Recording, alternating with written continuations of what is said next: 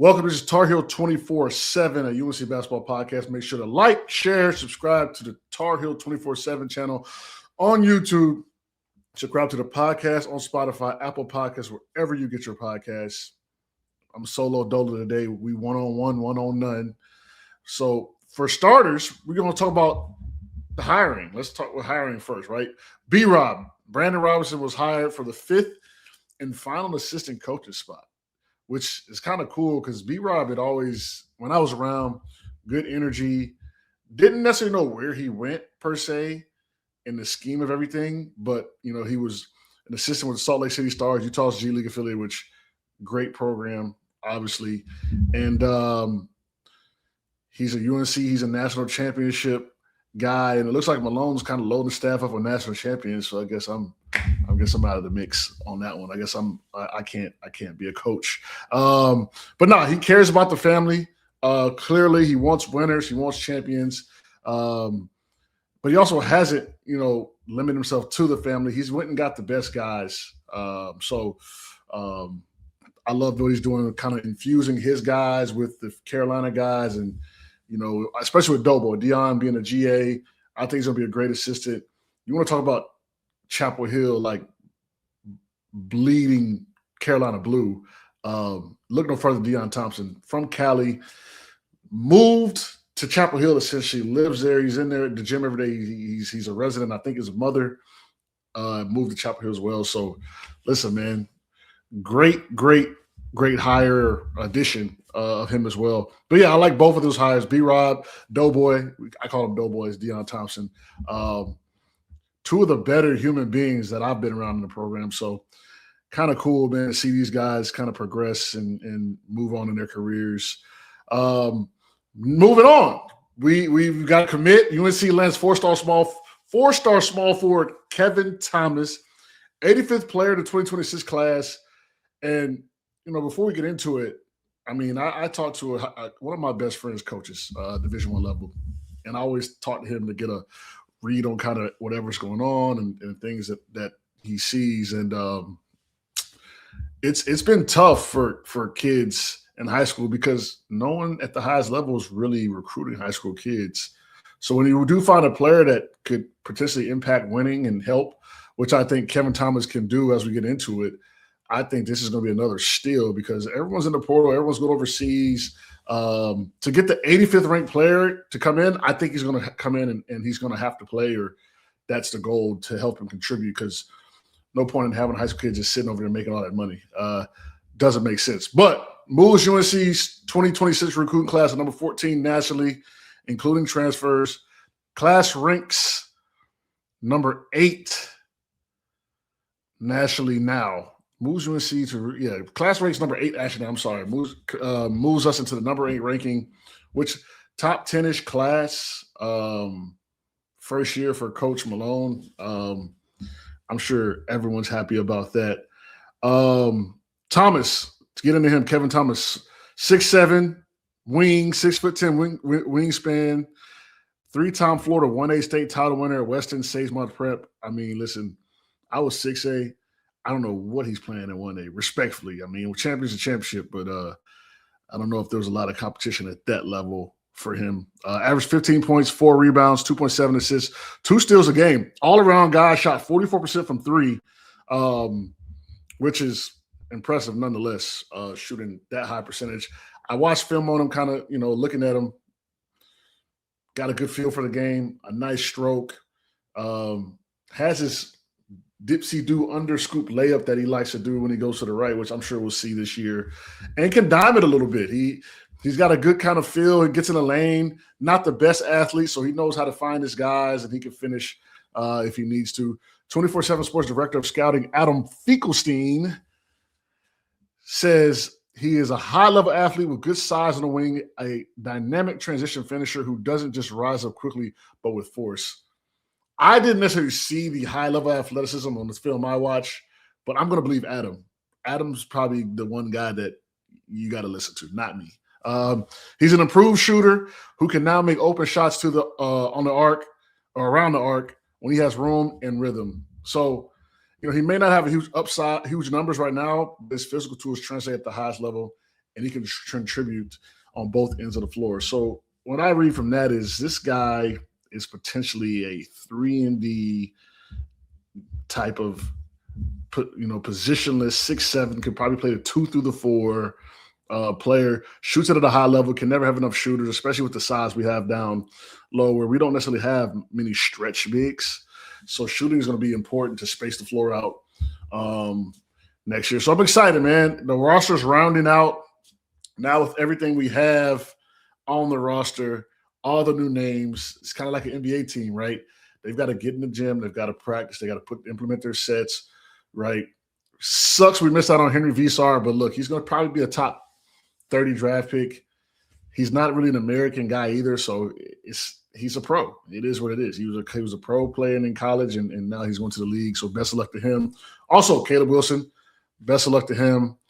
It seems like he's moving up in the opinions of people and across the draft boards and those things, so that's going to be interesting to see where he goes. I'm excited for him. So looks like we have a roster. I don't know what this roster is going to look like, what the identity is going to be. That's going to be the best thing about this. What is Mike Malone going to do with this roster? How are we going to play? What is going to be Carolina's new identity from the Hubert Davis era and the Roy Williams era?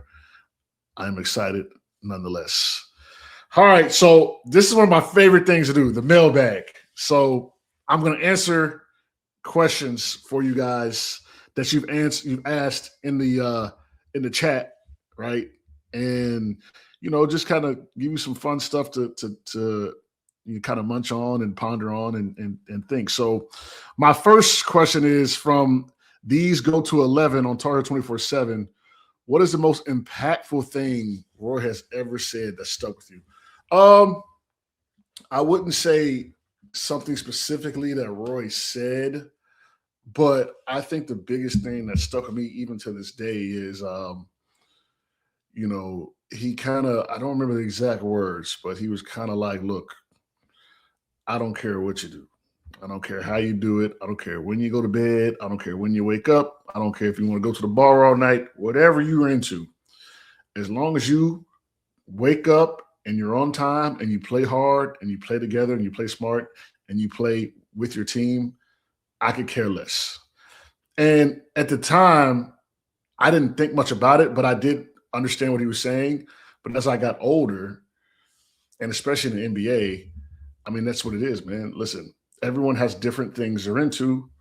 Everyone has different lifestyles, what they like to do, when they like to go to bed, when they like to get up. But the biggest thing is making sure that you're prepared to perform at the highest level when you're called upon. And that reverberates through anything: podcasting, broadcasting, being an analyst for a game. Whatever you do in life, you better be ready to perform at the highest level in whatever task or job that you have. It could be a Starbucks barista. It could be an NBA player. It could be a podcast. It could be coaching kids, right? So I think that's the biggest thing that stuck with me. And we never had curfew. No curfew. Coach wasn't putting tape on our doors and monitoring us. And like Coach, we had freedom, but we relished that freedom and we wanted to do more for him. We wanted to play for him because we understood, hey, look, for you Chapel Hillians, or these I don't know what you call them, Chapel Hillians, Jiho, greatest Halloween on earth. Give you a little fun story. So we always had a scrimmage the morning after Halloween. Don't know if it was on purpose, but that's just what it was. That's when we had our secret scrimmage, when it was at home. When we were on the road, obviously we were gone, but when it was at home. So my sophomore year, maybe junior year, I forget which year, coach was like, listen, guys, I don't give you a curfew any point in time. You could do whatever you want to do. But tonight, can we take it in? Can we take it in, guys? Right? And so we're like, man, greatest Halloween on earth, like 10,000 people on Franklin Street. It's just a scrimmage. So as a team, we decided to go out. Right? So we don't get back to the early morning. We're out all night, enjoying Halloween. We've got Georgetown coming, the scrimmage was like 7 in the morning. I want to say some of us slept in the locker room. Just keep it at 100. Some of us slept in the locker room. So we get out there, and Coach Robinson's like looking at us, and he's like shaking his head, right? Because Coach Rob, he was cool. He recruited me. So, he was cool. Like, we're men, right? Like, no one's going to just run and tell Coach, hey, Coach, they're not ready. But he knew something was up, right? So he kind of looked at us. He said, man, listen, all I'm telling you is you guys better beat the brakes off this team, because I'm looking at y'all right now. Y'all didn't get no sleep, right? So we're like, whew. All right.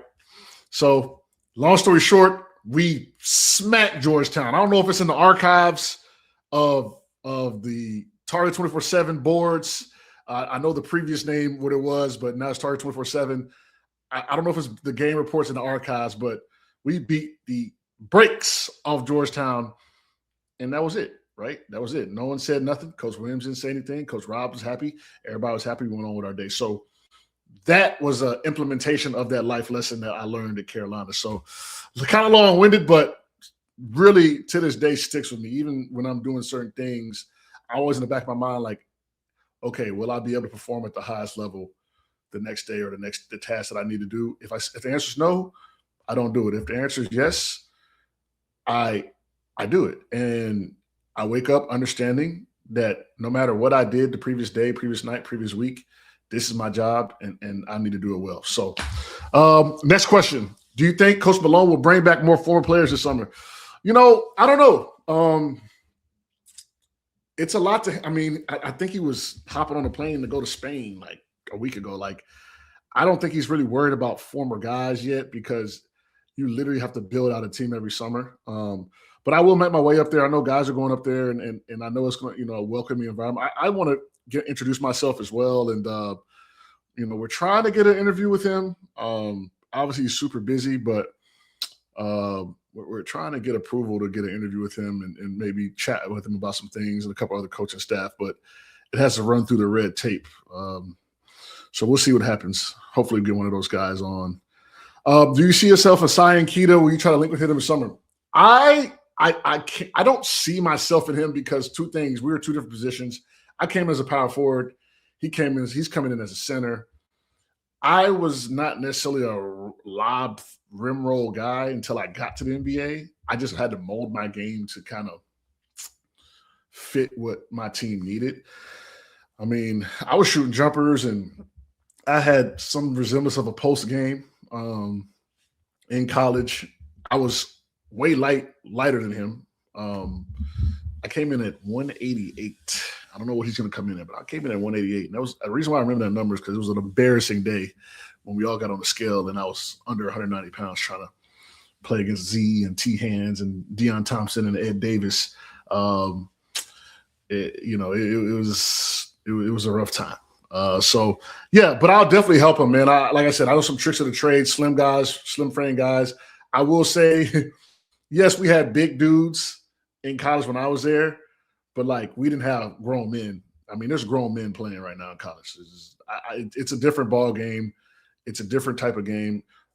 Would I even been able to? I didn't really play my freshman year, but I was able to hold my own a little bit. Don't know if that would be the case nowadays with just. Look at Florida. They're keeping, Howell and Condon and Chinaloo might come back. Those are three in my era. Those guys are gone. They're not even going to be there. They wouldn't be here, but they're going to be playing this year in college potentially. So definitely see some tricks in the trade, and guarding bigger guys and defending, and I got some sneaky little tricks. So hopefully I can get in the gym with him, man, and see what he does and learn and. Watch from afar, and hey, if I can give him some advice, it would be awesome. So, next question. Thoughts? Oh, you know what? What would be your NIL number if you were a high school recruit? So, I pondered this a lot. I was a number 5 player in my class behind Big Derek Favors, Jimmy Wall, Boogie Cousins, and Avery Bradley. So, those are some names. And I was a number 1 power forward in my class. Favors and Cousins were centers. And I know what kind of numbers the number one power forward gets because we just had one. So I've got a pretty good reference.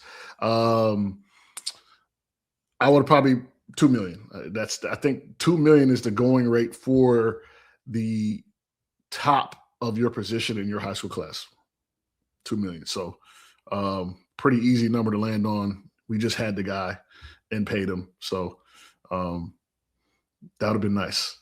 I used to get excited about getting a flat screen TV and some Chipotle. So I don't even know I don't know if I get $2 million. I don't even know if I'm eating at Chipotle. We used to get excited about eating at Cheesecake Factory. Like that was a good day for us. But with the new NIL, we probably would have been a Ruth Chris and getting the steaks and Angus Barn. Instead of Coach Williams taking us there before the games, we'd have went there ourselves. So love that for the kids. Tough, though, for the middle ground kids and the kids that aren't necessarily top 100 players, though, because it's hard. Schools at the highest levels aren't recruiting those guys anymore. So, you're not – I mean, Keaton Wagler is a name. I don't think you're going to see a lot of those in the future. That was a hell of a find by the Illinois coaching staff. But it's going to be hard to get those sub-50 guys in the school, man. I see it every day. Kids are getting offered and, kids want to go to school, man, but you may have to go lower to get higher. Go to like maybe a lower D1 and play well and hit the portal. So it's kind of like a farm system now. Thoughts on the UNC front court. Can it compete? So, yes, I do think we're a little slender per se, but we can offset that with height, length, and athleticism, right? So it's going to be interesting to see what happens, right, when you play against those bigger, more physical front courts. But we have the size, the length, the skill to counteract that. Big, strong guys used to hate me because guess what? You still got to shoot over me. That's how I feel about it with our bigs coming in. And I think we may be securing another one, a Greek big, Alexandros Samadurov. I hope I say it right. Look, we'll learn if he commits. We'll learn his name. Former teammate of Abdallas, 7'21" long, gifted, can shoot, but it's slim. So listen, this is an experiment. I'm not gonna lie to you. The formula seems like you need to go get you a big physical bruising front line. That seems like the formula. But also, Mike Malone or Coach Malone seems to know what he's doing. And listen, he might learn and say, look, you know what? No more slim, skinny young guys anymore. He may go get some big boys out of the portal, but he came so late, it was tough, right? So he's got to do what he's got to do, build with what he's got. I think this next year is going to be great. Don't think the pressure's on him I don't think we're going to be bad. We have the talent to win games. We've always had the talent. It's just now, can we make that talent translate into a well-coached team? And think about well-coached team. Our eyes don't lie. I think that was maybe some of the issue people had with Coach Davis was, yes, we won 20 games and we won the most games ever at home and all this good stuff and won some big time. I mean, we beat Kansas and Kentucky. I don't think we've ever done that in the same year. But our eyes didn't love what we saw down the stretch. Our eyes didn't love the discipline or lack thereof. And it all just came to fruition in that VCU game. And that's when we had to make a choice, right? Or the administrator say, look, our eyes are telling us that this is a team that should have achieved more and done more. And it didn't. And so hopefully Mike Malone can change that narrative. I think year one's going to be okay. Year two, I think he's going to knock it out of the park. I think year one's going to be fine, right? He's going to learn the game. But once he coaches and really gets into the mix and sees what he needs, what he doesn't have, what he thinks he should have, what he's missing, things are going to get scary. So remember that. And that is a wrap. And as always, thanks for watching on YouTube or listening wherever you get your podcast. Be sure to check out TarHill247.com for the latest wall-to-wall coverage of Carolina athletics. It's a slow summer, but we'll see you soon. See you guys next time.